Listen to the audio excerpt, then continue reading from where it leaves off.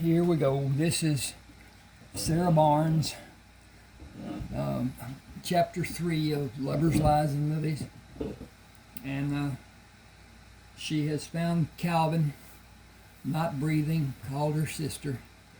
Anyway, we'll continue with the story. Okay, let me see if I got everything straight here. Looks pretty good. Whatever. Alright, to start with, if you are interested in buying my books, I have 30 of them. You can look on my website at ronaldwalkerauthor.com, or you can look at the Smashwords. Look up Ronald Walker Author, or you can look up one of the books, whatever. But anyway, the payment for one. And I use Zelle, Z-E-L-L-E, at both the banks that I use here in East Texas. It's safe. If something happens, if you aren't satisfied, if you and I can't work something out, which we will, you can still get your money back. If something were to happen to me, car wreck, I died, whatever. I'm up in my years now. Don't have much time left, I don't believe. But we'll see. My wife tells me I've got long years, so therefore I'm going to live a long life. Well, Lyndon Baines Johnson had long ears too, and he didn't make it long. At any rate, here we go. Sarah gained her composure and telephoned Carol, then sat on the edge of the bed in the spare bedroom away from Calvin. She rocked her body and brushed away tears, turned to lay on the bed and wept. She jerked upright to a sitting position when the doorbell rang and clenched her fists against her face and cried in loud sobs. Panic rushed through her, and she ran into the hall.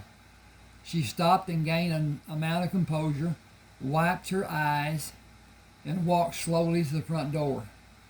Relief swept away the panic as she recognized her sister when she looked through the glass at the side of the door. She swung the door open and grabbed Carol by the hand. "Hurry. Come in." "Just be calm. Where is he?" "In the bedroom. I'm not going back in there." "Stay where you like. I'll go check and come back. Do you think you're all right? You're shaking." "I'm cold. I'm scared. They're going to put me in jail. They're going to arrest me and put me in jail." "No, they will not. There is no reason for such a thing to be done. I gave him aspirin and pills from my prescription. That's no reason. He could have taken them on his own. Be reasonable about this. Think about what needs to be done. I'll see about him. Just wait and try to think rationally. For God's sake, don't talk yourself into trouble. If the son of a bitch is dead, your troubles are over. Get a grip on yourself and calm down. You're safe, and you may possibly be free. Let's hope he is dead. I certainly hope he's dead. I can live. I gotta find, yeah, there it goes. Okay. I can live with that, and so can you." Carol went down the hall and into the bedroom. Without lingering, she came out and began making coffee in the kitchen. "You're right, as best I can tell. He is dead. Now come in here and settle down. I called the hospital and the ambulance is on the way. They will pronounce him dead and call the county coroner. He will make it official and have the body sent to whatever mortuary you want him sent to. I doubt that he will order an autopsy, and if he does, you aren't in any danger. Just keep your tears coming and be the upset widow. Keep your mouth shut and don't volunteer any information that isn't asked of you. Keep it simple and don't look directly at anyone. Cry, cry, cry. Grieve over your poor lost husband. If you have a problem crying, take one of those broken fingers and twist it. You'll cry then. Carol placed her hands flat on the table. Are you ready? Can you pull this off without shouting for joy at being free of the bastard? You're sure they can't do anything to me? Absolutely certain. Unless you say something stupid like you killed him. It will be ruled as death by natural causes. Straighten up, keep calm, and just cry. I'll answer all the questions I am allowed to answer. When an operator, I got an A there, should be an A-N. When an operator at the hospital asked what the emergency was, Carol said it appeared to be a heart problem. The ambulance arrived, heralded by the up and down volume of the siren. 2 paramedics examined Calvin for his life signs and asked to use the telephone to call the county coroner. Carol heard him say hello and asked to speak with the coroner. She listened carefully as the younger of the 2 paramedics got his assessment of Calvin's condition. Looks like a heart attack. He's been dead for a period of time, maybe 3 hours. Nothing we could have done for him. The wife and her sister is here. The wife's pretty upset. You're coming right over? Okay. We'll leave him where he is and wait for you. Bob Wallace was a large, muscular man, given to perspire on any day the temperature rose above 75.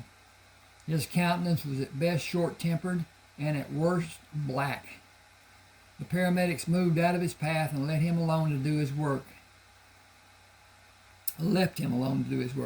He was in the room with Calvin only a few minutes, then rambled down the hall to the bathroom. Leaving the door open, he rifled through the medicine cabinet, bent down, rested his hands on the sink, and yelled into the cabinet. Did he have a previous heart condition? One of the paramedics yelled back, I don't believe he did. I didn't ask some jackass who doesn't know anything about anything. I asked the wife. Now, if it wouldn't be too much trouble, could you shut up and let her answer? He started out of the bathroom, moved slowly down the hall toward the front of the house. Carol answered, he didn't have anything wrong that we know of, Bob. Who's that? Carol Howell. Did you not recognize my voice? It's too damn hot to recognize anything. Why can't people choose a decent time to die? Like when it's cool. Did you say he had a heart problem? He turned the corner and moved into the kitchen. Carol handed him a large glass of iced tea. If he did, we didn't know about it. He drank a lot the last few months. Well, he won't be doing any more drinking. You boys can wheel him out now. I'll write it down as a cardiac arrest since he's your brother-in-law, Sarah. Sarah, I'm sorry. That's all I can say. We will all die soon enough. If I don't miss my guess, I'm about due. We aren't ever ready, no matter how much we think we are. If it is any consolation, he didn't suffer. He died instantly, near as I can tell. There were no signs of muscle constrictions and no broken fingernails. I'd say he went peacefully. There's no need for anything else to be done unless you want an autopsy to be performed. I can't recommend one, and you will be required to pay for it if you want it done. You were alone here with him last night, weren't you? Sarah held a handkerchief over her nose, obstructing the view of her face by looking down. Her hand moved with her head as she nodded yes. She held her hand with the cast across her body. Carol put her arm around Sarah and faced Bob Wallace. She doesn't have any money. All the people at plant have life insurance and burial insurance. It's mandatory that it be taken out when someone is hired. The management people get their first $50,000 free and pay for anything in excess of $50,000. If he didn't borrow any money on the policy, she has at least $50,000 in whatever the burial policy is. I think it's somewhere around $2,000. That probably won't be enough to cover his funeral, but it will be close. What mortuary do you want him taken to? Hawthorne's will do. I know a few of the people there. They do a decent job and they will be good to Sarah. Thank you for helping. Bring your sorry ass over some night and we'll throw some steaks on the grill. Bring the beer and the barbecue sauce too if you want it. Bring a date if you like. Just pop in. We'll make do and be glad to have you. Thanks, Carol. I don't have many people I consider friends, and none of the rest would allow me to just pop in unannounced. You're a treasure. Well, I have work to do, so if you will excuse me, I'll get on with the county business. Sarah, call if you need any help with arrangements or anything else, okay? Thank you, Mr. Wallace. It is very kind of you to offer. If I have a problem, I'll call. Thank you very much for all your kindness. This has been a real shock for me. His death was so unexpected. I'm afraid I've been less than a good hostess. I'm sorry. A death is never the best time for anyone. Just care for yourself. And I'm ready and available if you need me. Just call. Anything. Here? Carol telephoned Calvin's employer to notify them of his death and inquired about the insurance policies. She was given an agency in town to call and informed that the insurance company would have the check sent to the bank. Calvin borrowed $49,000, which was deducted from the $50,000. She made arrangements for Calvin's internment and handled the necessary matters to help Sarah. Calvin was the center of Sarah's life, and his death was a blow to her in the sense that it left her alone, without help, and she did not know what was needed to be done. She felt there was nothing to hold on to from her marriage. The part of her marriage that was pleasing to remember was only a fleeting memory, and the undesirable portion immediately took over Sarah's thoughts. She felt her own life had ended, and desperation gripped her efforts at trying to construct a new one. Sitting in Carol's kitchen 2 days later, Sarah looked pleadingly at her sister and said, I feel empty and hurt and sad, and I'm lost. How do I begin a new life alone like this? Excuse me a minute, I'm going to get a drink of Pepsi. No, this is tea. Okay.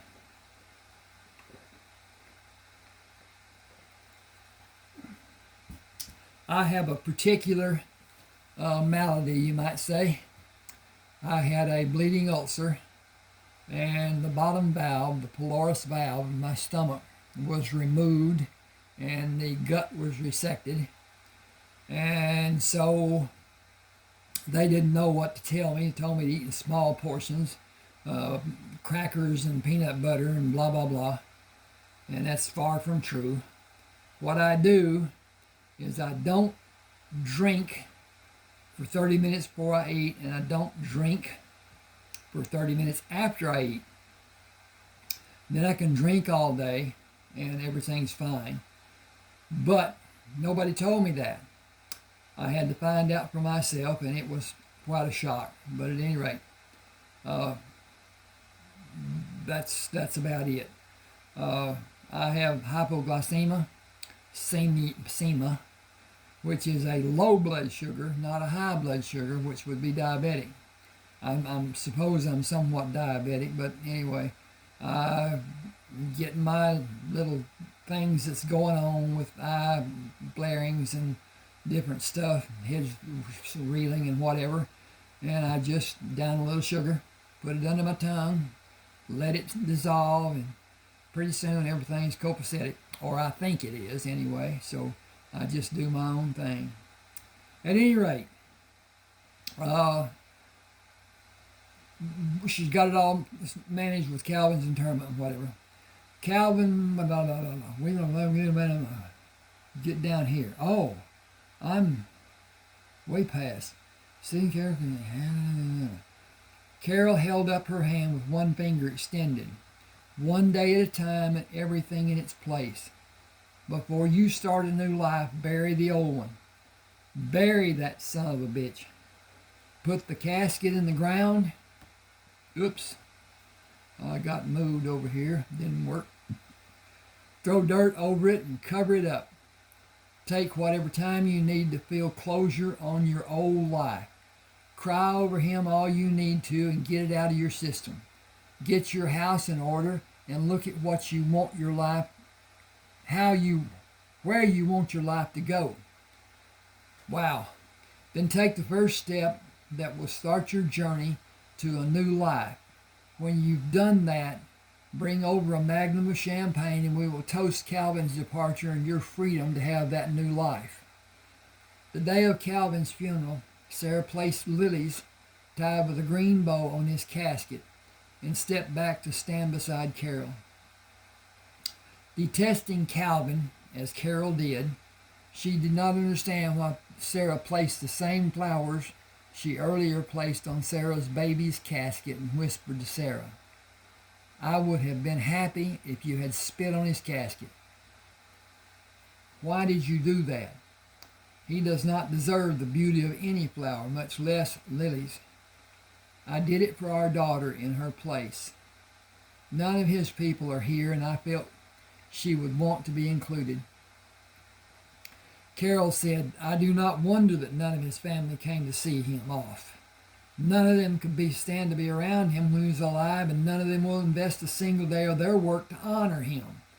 This is finally over.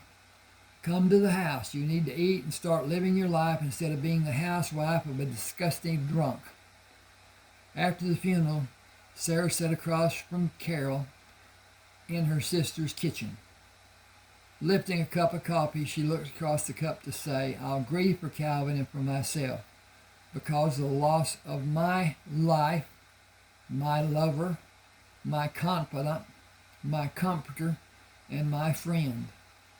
All of those things actually died a long time ago, but I never had to face that fact until today, when I buried all of them." Carol wiped tears from her eyes. Death will eventually come to all of us. The trauma that is left for each of us who survives to live with, the trauma is left for each of us who survives to live with and overcome. Living with it is simply a matter of letting it happen. You have to formulate a way to overcome, to manage, to put it in a cubbyhole where it will stay so it doesn't affect you in everyday life. That will not come quickly, and you will have to be patient and let it happen. You have to discover how to do that in the best terms for yourself. It will be difficult, but you will get through. You were a victim. Now you're a survivor. When you have your head and life in perfect order, you will be at the next step, which is thriving.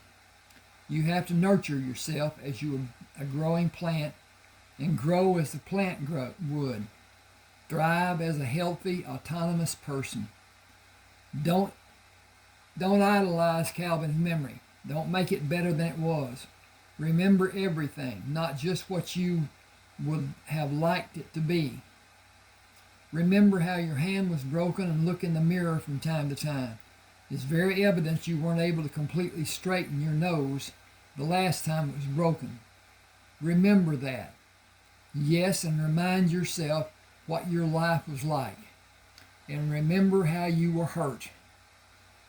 How much worse would the abuse have become? How much worse would your injuries have become? Thank God he's dead, and we will never know how far it might have gone or how bad you might have been hurt.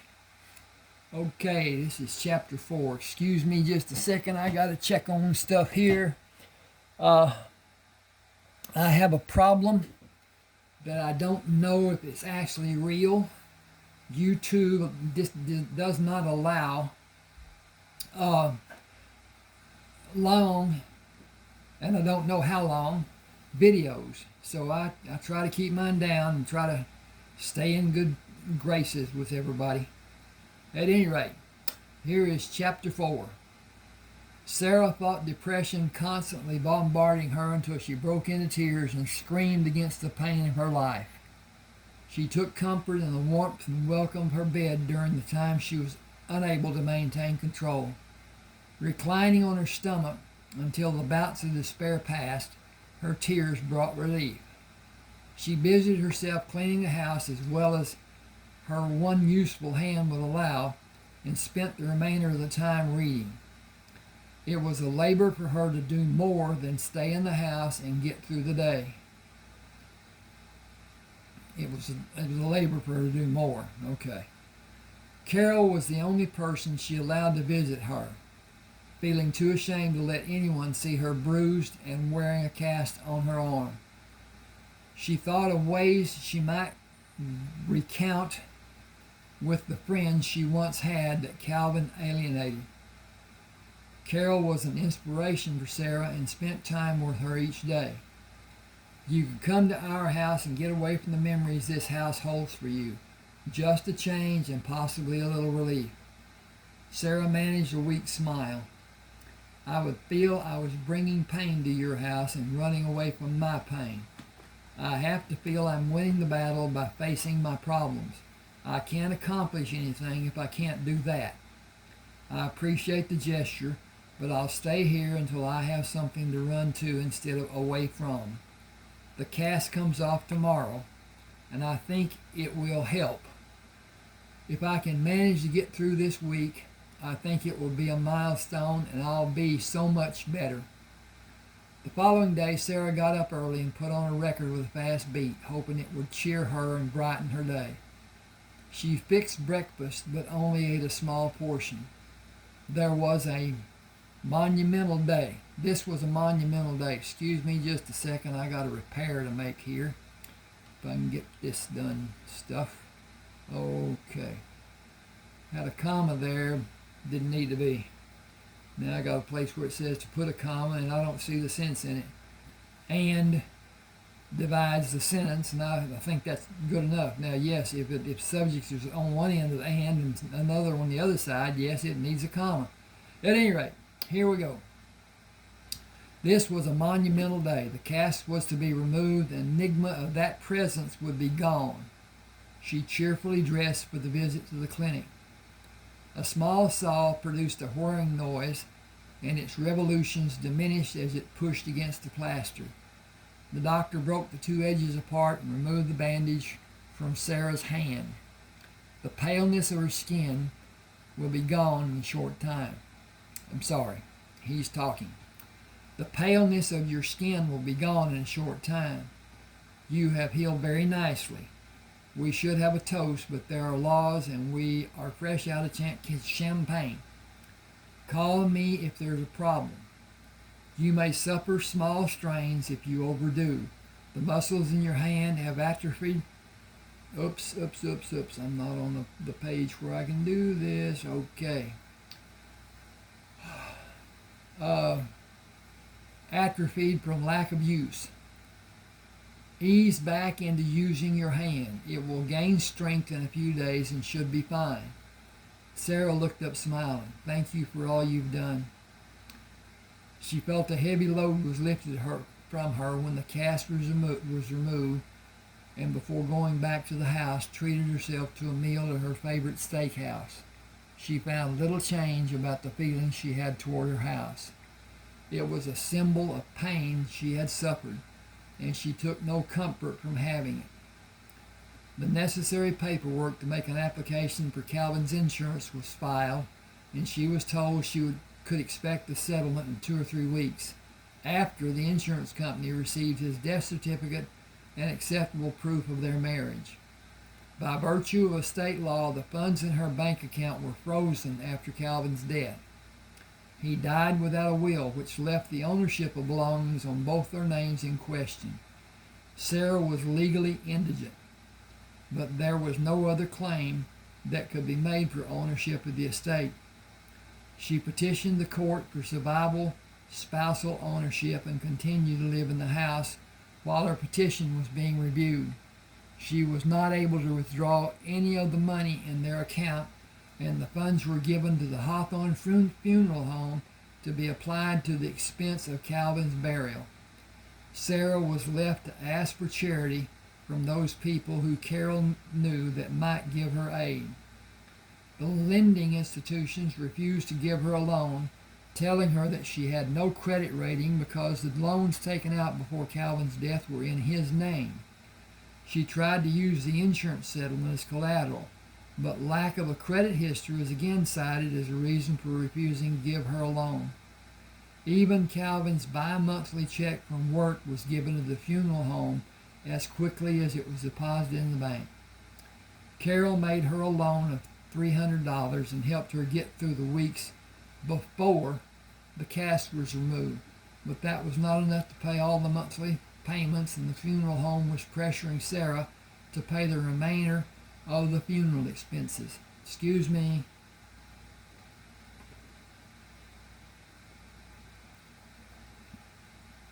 She arranged to pay the interest on the loans for 2 months without making full payments. With the bank taking the deposits, her cash was down to less than $20, and she was near an emotional breakdown when she entered Barlow's supermarket and found John at the back of the store. You told me to come to you if I ever need anything. I am desperate for help. Come up to the office. I heard what happened to your husband. I would be less than honest if I said I was grieved. I am ambivalent about his death because I regret your loss and what you have gone through, all that you have suffered. But I feel no sorrow because he can never hurt you again. It wasn't totally his fault. Are you telling me it was also your fault that he beat hell out of you and didn't give a damn if you were injured or possibly maimed for the rest of your life? That is asinine and preposterous. You were the victim, not the perpetrator. You have no responsibility for his violence. You don't see yourself as the cause of him hurting you, do you? They climbed the stairs leading the office, entered, and sat facing each other at his desk on opposite sides. I had a responsibility to our marriage to make things right between Calvin and me. I failed in that responsibility and could not get him to see anything other than what he saw as our individual failures. I have to disagree with you. He had a sickness, and he had the obligation and responsibility to seek competent help to cure his sickness. His abusive attitude toward life and his wife, and his using you as a punching bag to vent his anger, coupled with the aggression he was unable to take out on life, was a sickness. The fact that he felt as he did about life playing tricks on him and his need to strike out at something or someone was a sickness. The first time he lost control and hit you should have alerted both of you to his need for help. If you have blame in what happened, it is merely the fact that you loved him and gave too much. Excuse me. It's wintertime. Tears welled in Sarah's eyes, and he handed her a napkin. She looked at him over the napkin and wiped her eyes. You don't understand. I have no money to pay for anything, and I have no hope of getting any. I've spent the day talking to bankers and loan officers without even a glimmer of hope for any help. They all say the same thing. I have no credit history, and they are powerless to help me. I have money coming in a few weeks from Calvin's insurance, but that doesn't matter to them. I don't know what I'm going to do. I have bills to pay. The bank has, it didn't do anything, taken my money because Calvin didn't sign a right to survivorship for me. That would have given me the ability to use the money in the checking account when he died. Instead, the funeral home was given the money. Then, because I thought I could write checks, I have several to retrieve that were returned to the business where I wrote them. They were returned as insufficient funds. Barlow's holds 2 of them. All of them going to be turned over to the prosecuting attorney for trial. John dialed the telephone. Hello, Harold. This is John Barlow. I'm sending Sarah Barnes over to see you. Please do me a favor and give her any money she may need. You can set it up for a 30-day pay off or however you want to do it. Yes, that will be great. Thank you. Goodbye. He returned this receiver to the cradle and turned to Sarah. You can see Harold Townsend at Liberty National Bank and get the money you need. You can do that today. Just go to the door and tell them who you are. They will see that you're helped. Do you have plans to work? I want to have a small mail order business to include processing machines for food preparation, bread dough hooks, blenders, toasters, counter ovens, pastry trays, different size baked pans, cake pans, Baked cake, that's pretty close. And everything needed for cake decoration, utensils for cooking, the proceeds, processed. Woo! I got my eyes all, whatever. Anyway, and the processed food to make specialty items. Later expand to anything the customers ask to have. That will be my business when I have the capital to start. How much do you think you need? I'm not really sure, but I think I'll be able to get the inventory I need for less than $12,000. Get that money along with other funds you need when you see Harold. He won't lend me that kind of money. Just tell him what you need and what you can handle. You'll get the loan. Sarah smiled and wiped away the tears. It's almost eyes, but it could be ears. We'll see. Anyway, thanks for trying to help. I am at my wit's end. Don't underestimate the kindness of the human heart. I've seen numerous human hearts this whole day long. None of them were beating in my favor. They were not properly motivated. Go to the bank with faith in human kindness. A burly security guard met Sarah at the front of the bank. Hello, are you Sarah Barnes? Yes, I am. Please follow me to Mr. Townsend's office. He walked to the rear of the bank and toward an office with a smoked glass door, knocked on the door and opened. Go right in, Miss Townsend. Mr. Townsend is expecting you. Woo! Get awful dry sometime. But anyway, here we go. As the guard moved to allow her to enter, Sarah was able to see the letters etched on the door. Harold Townsend, bank president. Harold stood when Sarah entered his office. Please come in. Will you take a seat? How much money did you need today, and what are you thinking you will be able to pay in return? I want $14,000. The inventory and setup for the business and time before it will all be done will require that much. I am gambling, but I am confident I'll be successful. There isn't a problem with that figure. I'll have Miss Stringer draw up the papers for your signature. Do you want cash, or can we offer you our service in the form of checking or saving account?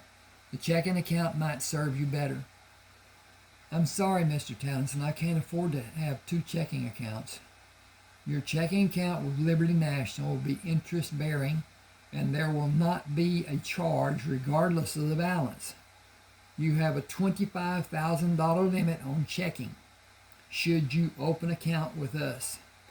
Your account will be commercial and have a 90-day exemption on repayment of funds, which you may remove later. If the amount is repaid in the 90-day period, there will not be a charge. We want our association to be enjoyable and your business to be successful. We will do anything to be of assistance. Here is my card with my business telephone number. I have written my residential telephone number on the back. When you call my residence, please remember the operator is still on the line. When you call the bank, just tell my secretary it is you calling and she will put you through to me. If there's ever anything that you need, please tell me. If I can assist you or advise you in any manner, please tell me. Will you open a checking account with us today? I don't understand. I spent more than an hour this morning filling out a loan application that was rejected. This afternoon I come here 2 hours after business hours and meet the president of the bank who tells me I have a credit line of $25,000. I'm shocked, to say the least. Why are you being so nice to me? We don't need to go into that, do we? If the arrangement is not acceptable, we may be able to make other arrangements. The arrangement is beautiful. Why are you offering me such an arrangement? What has changed from this morning? I want to know, and I'm not signing anything until you tell me. There's no need to make this a difficult situation. It is not necessary to go into reasons. It is totally necessary for me. I want to know what I can get myself into. This morning I couldn't get a loan for $1,000. A friend who I barely know calls you out of the blue. I am good for $25,000. Question mark shouldn't be there. hang on with me just a second here. I got to do a little pump job. Okay. What has changed? What is the repercussion of a simple telephone call between a grocery store manager and the bank president? A grocery store manager? Do you believe he is just a grocery store manager? He is working in the store. I've got to change pages here. Okay, there we go. Period. Bump. He came here to open the store and see it managed properly, functioning properly. John Barlow owns 3 stores in this city. He is the single owner of the largest chain of food stores in this country. No stockholders, just John. He is Barlow's. If you ask for a favor which is in my power to give, if he asks for a favor which is in my power to give, I will do it. He is our largest depositor and has my undying gratitude. He has helped many people in need. I believe him to be a great humanitarian. If he is a friend of yours, and I believe him to be, then you are a very fortunate person. Sarah sat with her mouth open and stared incredulously at Harold Townsend for several seconds. She regained her composure and said, "Thank you, Mr. Townsend. I'll sign the papers and be glad to get the help. I will not overextend the funds I asked you to loan me. It could be in your best interest to go out on a limb sometime. If the gamble is small, it might be that the gamble exists, it might not. It may only exist in your mind. Talk to me, and perhaps we can get your business to generate needed capital to pay its way and have enough at the end of the month to keep you comfortable. You never know what you're capable of doing until you try. Thank you. I intend to hold you to your word and ask for your help. It will give me great pleasure to help you succeed. Just call or drop in anytime. It will be I will be delighted either way. Goodbye and good luck." Sarah left the bank, drove to Barlow's supermarket, found John in his second-floor office, She sat in the chair and pretended to be angry. "Why didn't you tell me you're the owner of this store?" "It is 10:17. He smiled at Sarah's question and placed the writing pen on his desk. Minute.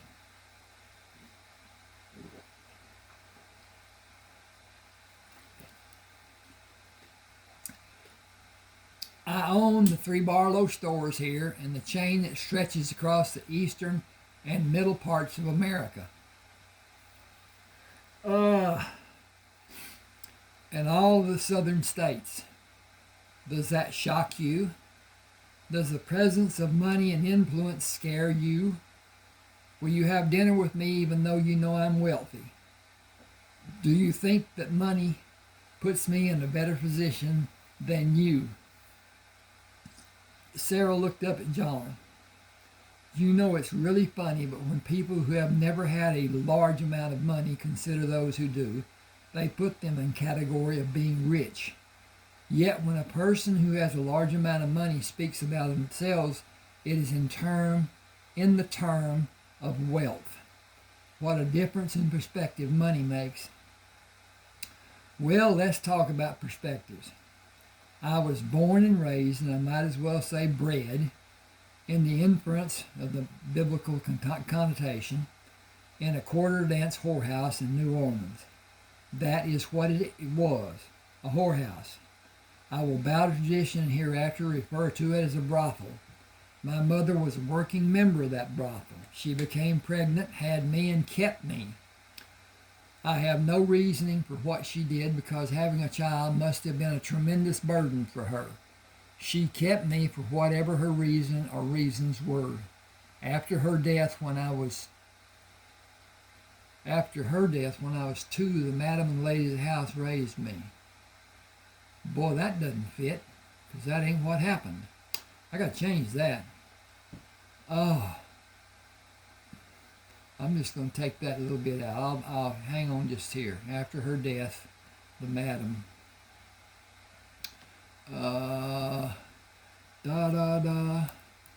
See what happened. My computer turned belly up.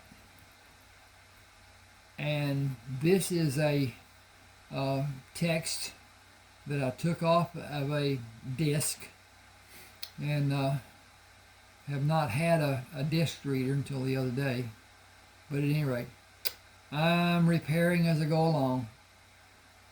Okay, the sentence is, after her death, the madam and ladies of the house raised me. Every need I had was provided, even education and discipline, by all of them. Not a single aspect was ignored. I worked in the brothel as soon as I could walk and talk. Whatever the ladies of the Johns wanted, I did. And I always did it quickly and with a broad smile. Perspective, I have a million insights into perspective. I learned at an early age that nobody outside of the house had time to really care. Even today, nobody can afford to invest too much time in one individual. An act of kindness may be given, but true investment is just too involved, too time-consuming. My name is a play on some person's perspective. I was never to be just another John, so I was given the contraction of John, which is Jon.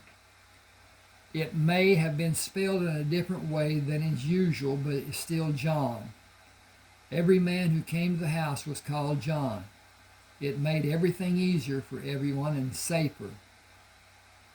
I was called Johnny to distinguish me from a customer. I was given tips for any service I rendered and saved all the money I could put aside. If I wasn't asked, I made suggestions and volunteered my services. I worked as hard at helping them as I could and always did it with a smile. I busted my ass to please all the people I was around. I tried. This didn't work, so it's got to be up there. I tried to convey to them that I was happy to do anything I could for them because most of them had already done so much for me. Most of them had gone out of their way to help me, and I tried to pay them back and make them proud of me.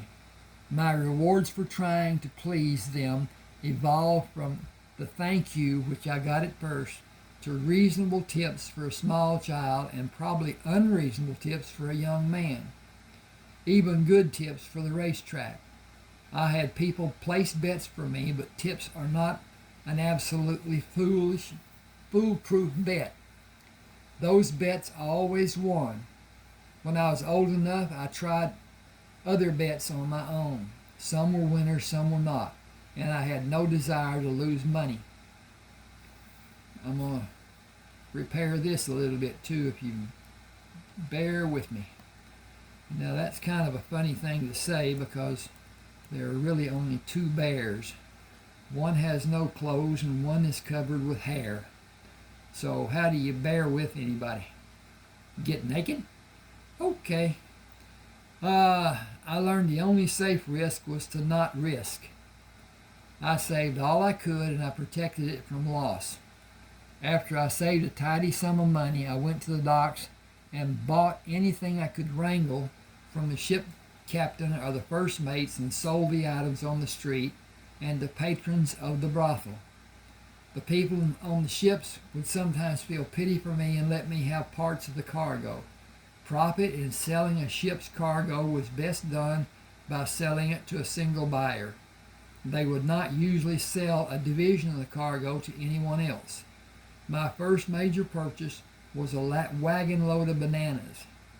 It was an outrageous failure at the very beginning. The teamster who owned the wagon and helped me load it made me pay him and then stole the entire load. I only got it back because I told Madam what happened. She sent me to see an attorney who put the word out on the street. Got to go over here and turn the page. He advised the teamster to return my goods or suffer the consequences.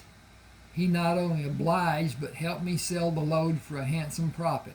I made small purchases over a period of little less than a year when I got enough backing from different people to order food items to be brought to New Orleans and sold them on the street. A John suggested that I should open a store and sell my goods, and that is how Barlow's was born. The name was not a problem for the people in southern Louisiana because of the French Acadian influence. It is pronounced Barlow. I considered changing it to ease confusion, but the stores grew so fast I never did. Sometimes I'm proud of my name. Besides, I don't know where it got sometimes, but anyway, I messed up there. Please excuse me. Besides, I am proud of my name. It truly sets me apart from the normalcy of the everyday name. Excuse me, but I'm getting ahead of myself. A third store was quickly built in New Orleans, and then the construction absolutely exploded. There were several times when cities actually gave me ground to build on, just to get my store built there. I got the chain started, found people who could handle the store management, began to know financial success, and went to Tulane University. I wanted something to fall back on as food stores flopped. I got a doctorate in pharmacy. But more than a degree, I got a wonderful time. I once had 16 dates with 12 different girls in 14 days. If I had much more education, I might not have survived. It is still difficult to realize the growth that higher education forces on the student. I started at the bottom of the heap and virtually came up from poverty. I was taught every trick, whether it was for good or for bad. I have seen about everything you can imagine and about every type of person. I have been educated in every sense of the word, in particularly the worldly sense. If you want to do something in a different way than is usually done, I can probably tell you how to do it and tell you what the outcome should be.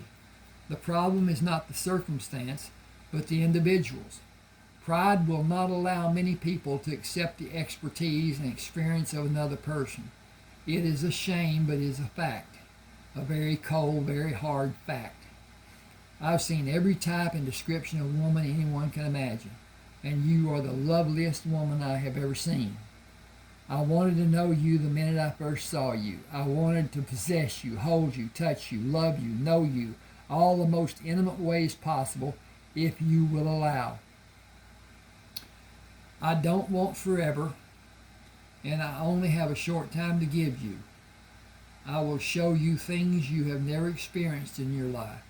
I will give you sexual pleasure you have never known or dreamed to be possible, but I can never give you my hand in marriage. I had good sexual experiences with Calvin.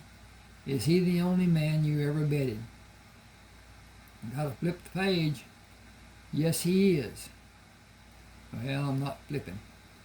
I would hazard a guess that you have probably never experienced an earth-shaking climax. You have probably never had love made to you by a man who takes his time. You are probably in the large percentile of women whose husband's idea of foreplay is about 3 minutes of affection and 8 minutes of animal lust. His idea of sex was probably get it up, get it in, get it all, and get it off. He never considered you because you did not know how or what to do or what you needed to have done. I am not trying to denigrate Calvin. I am only saying his education in the bedroom was probably limited. Most men are too embarrassed to go to a house of ill repute and learn sexual technique or research sexual responses, or they didn't have a partner who could teach them. Everyone is different in their responses, and a sex life as a program requires experimentation and discovery. It needs times for the partners to note the other's needs and ability to respond. I have no doubt our first time together will be explosive but awkward, and it will be a sexual awakening for the two of us individually. Excuse me.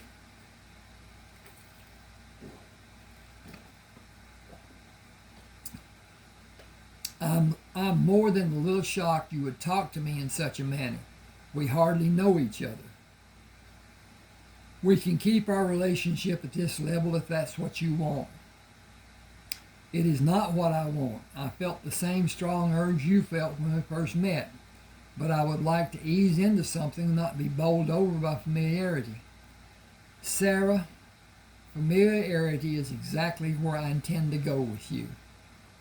As soon as you feel free to see me, if it is possible, if it's a matter of observing priority after your husband's death, I have no qualm one way or the other. It is a matter of location. I bought a house out in the country when I came here to open this store. You can have the house and the property when I leave. If you remain monogamous with me through our time together, I'll sell it to you for $100. And change page. Sarah looked down at her hands. I would rather not be seen in public with you for at least a month. Does that mean you won't see me for a month, or only that you prefer not to be seen with me? If I can see you in private and your house is secluded, any time would be all right for me. I'm still a little numb from Calvin's death, but our relationship was deteriorating more and more each day. I think love died for both of us a long time ago. I don't feel I need any time to recuperate. So whatever time is good for you is suitable for me. I don't want a regimented life. Not just yet. I want the freedom to lick my wounds, if you allow me to use that cliche. I want to be able to relax, get over the trauma of what my life became, and get over Calvin's death. I need to decide where I want to go and if I have the tools and capabilities to get to that point. It sounds to me like you need to get away from the surroundings you've been living in and let those memories dissipate. If you stay in the house, they will remain as vivid as they are in your memory now. That isn't a healing process, and you need to heal and forgive. Why don't you get your clothes and whatever you need and move into my house? There are 3 bedrooms and 2 baths, and the house is fully furnished. If you like, you can take one of the bedrooms that has a bath adjoining it and isolate yourself from me until you begin to feel more social. I will give you time and try to understand how you feel and give you support you may need. Sarah stood and met John at the side of the desk, reached out and held him in her arms. I don't need seclusion. I don't need privacy. I want to make love to you and feel like a complete woman again. I understand I need to heal. A gentle touch will do so much to start that healing process. Then please get what you need from your house and meet me back here. I have a variety of loose ends to tie up. Then you can follow me out to the house. I can cook something on the grill. We can eat and see where we go from there. Does that sound like an all right plan? It may be a little while before I can come back. It may take a bit of time for me to gather all the things I want to have with me. No hurry. Take all the time you need. We will meet you here. Woo! We will meet here when you can. I will wait for you. Excuse me, I need to check on something. And something is what I'm checking on. Okay. Sarah walked through the house that only held bad... Back up. Sarah walked through the house that now only held her memories. She felt the sadness of her betrayal of that life, the guilt of the death she felt she caused. It was good for her to leave this life in the house she lived in, loved in, felt secure in, known fear in, felt terror in, and feared what might have erupted at any time. She finally felt relieved because she was able to leave those feelings, those memories, in this house.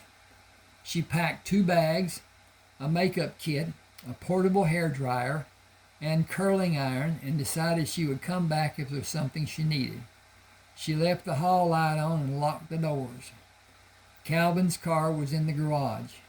She would sell it when the court gave her permission. She felt the urge to sell everything, tying her to the past and the hurt and ugliness that she associated with her past.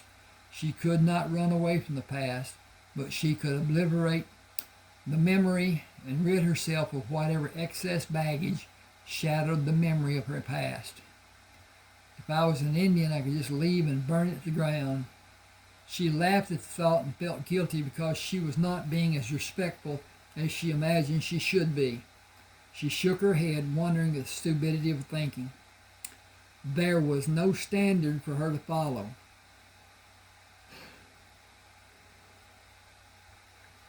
It was not her intent to kill Calvin.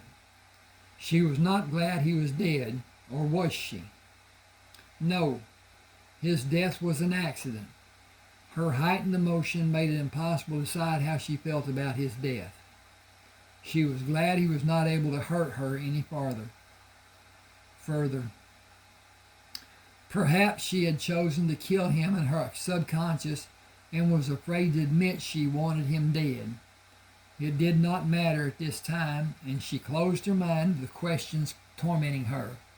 She was about to begin a new life, and she would not allow her conscience to interfere with the elevation she felt or the anticipation of making love with John. She tried to imagine what his touch would be in comparison to Calvin's. He always mauled her and never asked if a different pressure or touch would excite her or feel more sensual. She took his love-making as a matter of fact and never considered he was not knowledgeable of the kind of sexual response John spoke of. She had always enjoyed the small amount of time Calvin allowed for their sex life, but it was as John had said, very little foreplay, and after Calvin reached orgasm, the act was completed. He went about the things that gave him happiness. He would never lay with her and hold her or fondle her. He considered that a part of the actual sex act and restricted it to the bedroom. They had not been intimate since she lost the baby, a period more than 7 months. She yearned to feel John's touch and hurried to meet him. Okay, that's chapter 3 and 4. Again, please subscribe to my channel, hit the like, hit the share, maybe comment about something, whatever. If you want to purchase and your bank has Zeal, all you do is do a messaging on there and send the money to an email address. Then your email address will show up on my account, and the money that you had sent, then I don't even need your address, don't even need to know where you live. I will send it to your email. It will be in Word form. I'll do a PDF if that's what you want. And but at any rate, all these 30 books were published on Smashwords. Smashwords had sold out to Draft to Digital, D2D, and they are not, I guess I'd say, user-friendly. And I need to get away from that type of whatever. One of my books last 2 weeks ago sold for $6.99, and by the time they got through with it, I got 32 cents sent back to me, which means that they got a discount and they got all kinds of whatever, and the D2D got their part. And when all was said and done, it mattered not to them what it was. I got 32 cents. I worked long on these books. The first one I wrote was called Mutual Transitions, about a man that was traumatized and had traumatic amnesia and was found and got his life back through some hooking and crooking. But at any rate, that book took me almost 5 years. I was driving a truck. I put my heart into it and my head and not my common sense. I didn't do what most truck drivers did. I didn't drive the 8 hours that was allowed. I drove. I did everything I could to make every penny I could. And when all was said and done, with the usually $180,000, $200,000 that was made every year, by the time the truck payment was paid for, maintenance was paid for, fuel was paid for, and all the other, I didn't get $30,000, $40,000. And I had to pay somebody to take care of the animals that I had. Didn't sell them, should have, but at any rate, didn't. I'm going off here. Okay, appreciate you being with me. let me know. Send me an email. I really, really appreciate it. Thanks a lot. Okay. KKK.